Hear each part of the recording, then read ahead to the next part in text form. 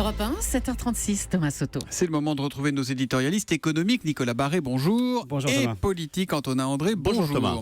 Alors vous avez un sujet commun ce matin, c'est évidemment le sondage. C'est le chiffre qui claque comme un camouflet pour le président. Le chômage. Qu'est-ce que j'ai dit? Le sondage. Mais le sondage aussi, vous avez raison. Les deux sont liés. Les deux sont liés. C'est donc le chômage, plus 50 200 demandeurs d'emploi au mois d'août.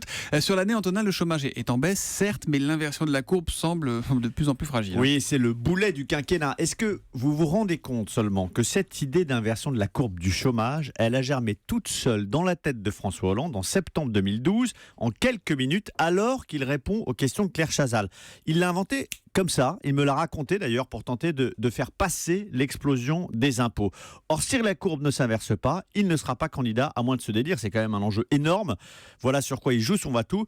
Alors c'est vrai, depuis le début de l'année, vous l'avez dit, le chômage est en baisse de 23 000, mais c'est très très fragile. 23 000 alors que ça a été plus 50 000 le mois dernier, ça donne une idée des choses. Bon, même s'il y a inversion, Antonin, est-ce que ça suffira? François Hollande est entré en campagne, il accélère, mais les sondages ne bougent pas, voire il baisse le concernant. Oui, alors on se souvient du grand discours de Wagram, l'enthousiasme de ses fidèles, les commentaires de la presse, le déclic, on entre dans le dur, le superbe candidat va prendre l'ascendant sur le triste président, le début de la reconquête. Or, qui avait-il à Wagram? Des cadres du Parti Socialiste, quelques hauts fonctionnaires, quelques barons régionaux.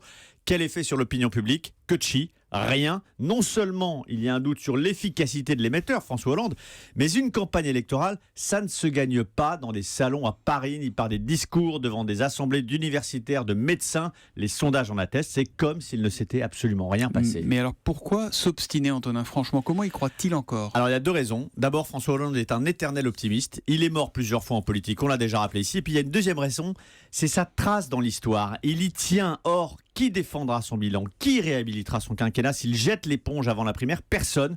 Tous, Montebourg en tête, piétineront son héritage pour apparaître neuf. La primaire, avec ses débats, ses réunions publiques, car il y en aura, c'est, veut croire François Hollande, le moyen de se relégitimer auprès du peuple de gauche.